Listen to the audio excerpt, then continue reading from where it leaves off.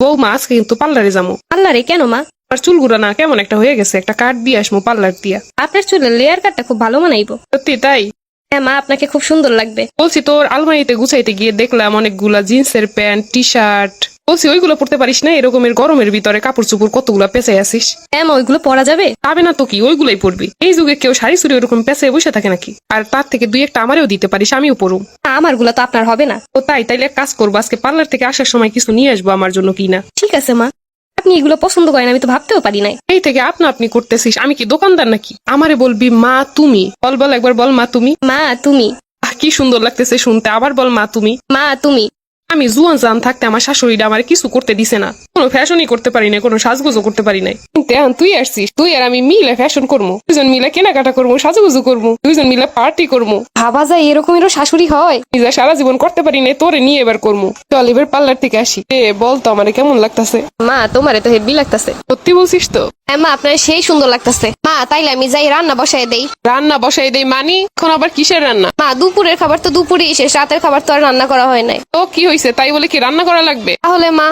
Food পান্ডা দিয়ে order দিমু, দরকার হইলে রেস্টুরেন্টে গিয়ে খামো। ও এরকমেরও শাশুড়ি হয়? আমরা দুজন কি খালি রান্না বান্না করে কাটামু নাকি? এখন সময় জীবনটা উপভোগ করার, এখন যদি শুধু রান্না করে শেষ করি তাহলে কি হইব? তোমার মতো শাশুড়ি পাইলে আর কি চাই জীবনে। আয় আমরা দুজন মিলে টিকটক করি। মা তুমি টিকটকও করতে পারো? মডার্ন যুগে মডার্ন না হইলে হইব? তাই তো। মা তোমার ছেলের একটু কও না আমাকে ঘুরতে নিয়ে যাইতে। কবে থেকে কইতাছি একটু আমাদের ঘুরতে নিয়ে যাও দূরে কোথাও, তা নিলই না। আমরা সামনের মাসে বিদেশ ঘুরতে যাবো। কোন দেশ মা? থাইল্যান্ড যাবো, থাইল্যান্ড। আপনি থাইল্যান্ডও চিনেন? আরে আমার ফেসবুকে দেখি না সবাই থাইল্যান্ডে যায়, এই জায়গায় যায়, সেই জায়গায় যায়। আপনার ফেসবুক অ্যাকাউন্টও আছে? ফেসবুক অ্যাকাউন্ট না থাকলে দেশের খবরাখবর কেমনে জানবো? শুধু ফেসবুক না, ইনস্টা, স্ন্যাপচ্যাট, টিকটক, এগুলো সব আমার আছে। আম্মা গো আম্মা। চল দুইজন মিলে আইসক্রিম খাই। আইসক্রিম তো নিয়ে আসি নাই মা।